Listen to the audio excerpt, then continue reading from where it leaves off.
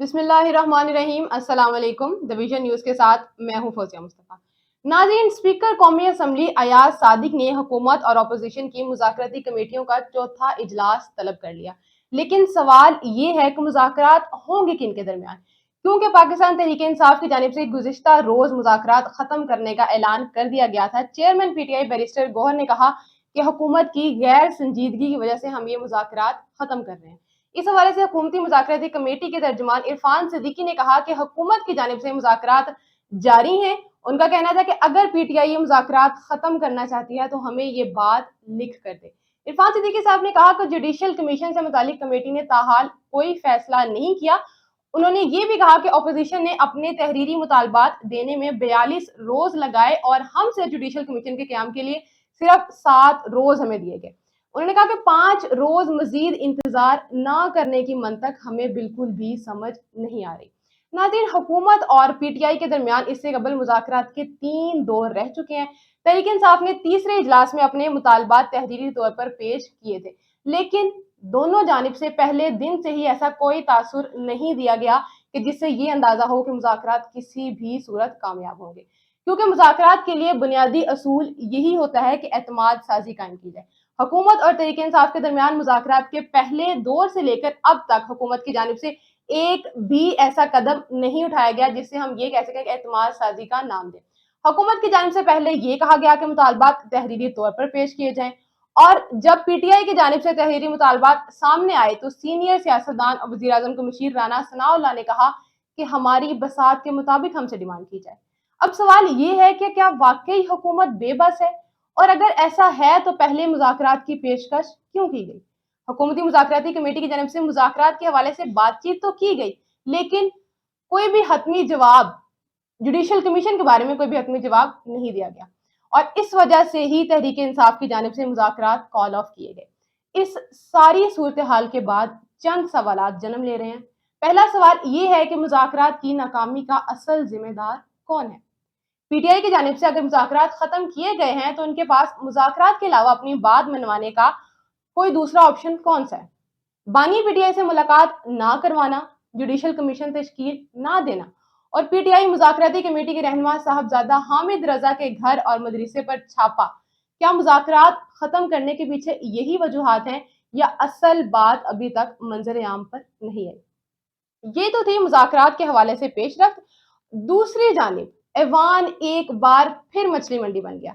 Opposition की जानिब से भरपूर एहतजाज भी किया गया, नारेबाजी की गई और ऑपोजिशन ने एजेंडे की कापियां फाड़ दी। हुआ कुछ यूं है कि पार्लियामेंट के मुश्तरका इजलास में 4 बिल मंजूर कर लिए गए हैं। मंजूर किए जाने वाले बिल्स में तजारती तंजीमात तरमीमी बिल 2021, कौमी अदारा बराए technology bill 2023, national excellence institute bill 2024 और दरामदात और बरामदात इंजबात तरमीमी बिल 2023 शामिल है। दौरान इजलास अपोजिशन अरकान ने जब नुक्ता एतराज पर बोलने की इजाजत मांगी तो स्पीकर कौमी असम्बली अयाज सादिक ने अपोजिशन लीडर को माइक देने से इनकार कर दिया। इस बात पर अपोजिशन अरकान ने नशिस्तों पर खड़े होकर एहतजाज शुरू कर दिया और पीका एक्ट नामंजूर, सहाफियों पर जुल्म के नारे भी लगाए गए। इसके बाद ऑपोजिशन ने इजलास का बाइकआउट किया और वॉकआउट कर गए। मीडिया से गुफ्तगू करते हुए सेनेटर शिबली फराज ने कहा कि अब सांस लेने पर भी कवानीन बनाए जाएंगे। उनका कहना था कि मुल्क में कानून की बालादस्ती होनी चाहिए, मगर कानून ऐसे ना हो कि आप लोगों का गला ही घोंट दे।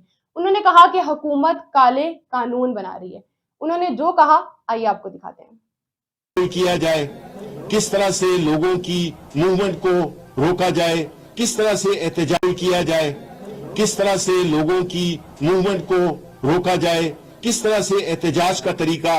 अब अगर आप देखें जो इस्लामाबाद का जो वो एक्ट बनाया था कि जिसमें कोई प्रोटेस्ट कर नहीं सकता, अगर करता है तो उसको 3 से 10 साल की सजा हो जाती है। अब आप मुझे बताएं कि ऐसे माहौल में हमारे मुल्क का क्या तासुर जा रहा है बैरूनी दुनिया में। फिर हम कहते हैं कि जी पाकिस्तान में लोग इन्वेस्टमेंट नहीं कर रहे। पाकिस्तान में लोग कैसे इन्वेस्टमेंट करेंगे, पाकिस्तान के अपने पाकिस्तानी कैसे इन्वेस्टमेंट करेंगे, जबकि इस तरह का घुटन का माहौल हो, इस तरह के ड्रेकोनियन लॉज पास हो रहे हों, चाहे वो 26वीं तरमीम हो।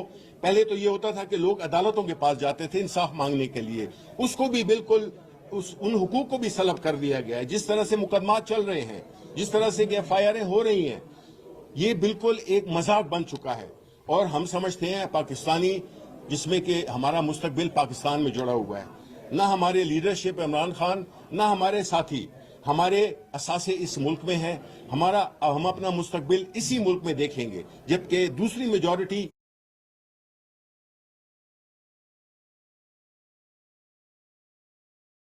سینیٹر شبلی فراز نے جو کہا وہ آپ نے ملاحظہ کیا۔ اس موقع پر پی ٹی آئی کے رہنما عمر ایوب بھی وہاں موجود تھے۔ انہوں نے کہا کہ قوانین کو ہتھیار کے طور پر استعمال کیا جائے گا، پیکا ایکٹ کے ذریعے میڈیا کا روزگار تباہ ہو جائے گا۔ عمر ایوب کے الفاظ بھی ملاحظہ کیجیے۔ کس طرح سے لوگوں کی موومنٹ کو روکا جائے، کس طرح سے احتجاج کا طریقہ، اب اگر آپ دیکھیں جو اسلام آباد کا جو وہ ایکٹ بنایا تھا کہ جس میں کوئی پروٹیسٹ کر نہیں سکتا، اگر کرتا ہے تو اس کو 3 سے 10 سال کی سزا ہو جائے۔ نہیں بنائے 9 مئی کا اور آپ کا 26 نومبر کا ہم نے وزیر اعظم عمران خان صاحب کے ہدایات کے عین مطابق ٹاکس ختم کر دی ہیں۔ بہت شکریہ جی۔ بیرسٹر گور صاحب بات بسم اللہ الرحمن الرحیم۔ میں بڑی مختصر بات کروں گا۔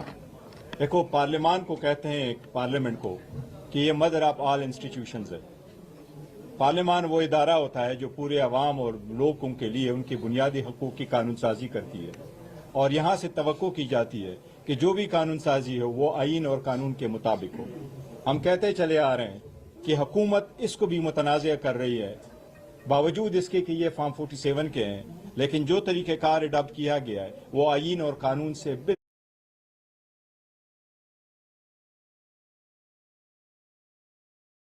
ان کا یہ بھی کہنا تھا کہ ہم ایسے قوانین کو نہیں مانتے، اور اپوزیشن لیڈر نے اس کے بعد صحافیوں کے ساتھ اظہار ہمدردی بھی کیا۔ تو ناظرین، یہ تھا آج کا ہمارا پروگرام، جس میں ہم نے بات کی کہ ملک میں مذاکرات کی کیا صورتحال چل رہی ہے، ایوان میں آج جو واقعات پیش آئے ان کے بارے میں بات کی۔ ہم دعا گو ہیں کہ ہمارے سیاستدان اب کچھ عقل مندی کا مظاہرہ کریں گے اور معاملات کو بات چیت کے ذریعے حل کرنے کی کوشش کریں گے، تاکہ ملکی معاملات ٹھیک ہوں اور عوام خوشحال ہو۔